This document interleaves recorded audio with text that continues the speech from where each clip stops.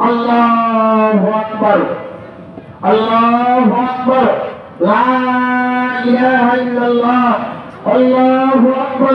আল্লাহু আকবার ওয়ালিল্লাহিল হামদ أيها المصلين الكرام اعلموا أن هذا اليوم يوم عظيم قد وفق الله تعالى بعد عباده أداء صلاة عيد الأضحى مع الجماعة وعلى عزية التي شرع لنا أبونا إبراهيم هو سمعنا مسلمين كما قال تعالى في كلامه المجيد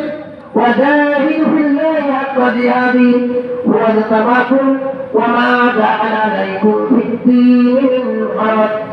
ملة أبيكم إبراهيم هو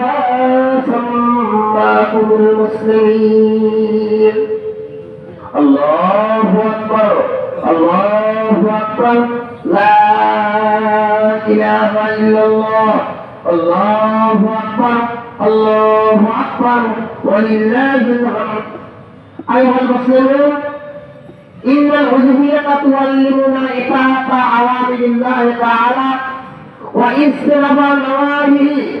وتذكرنا تسليم أبينا إبراهيم وجعله الله إماما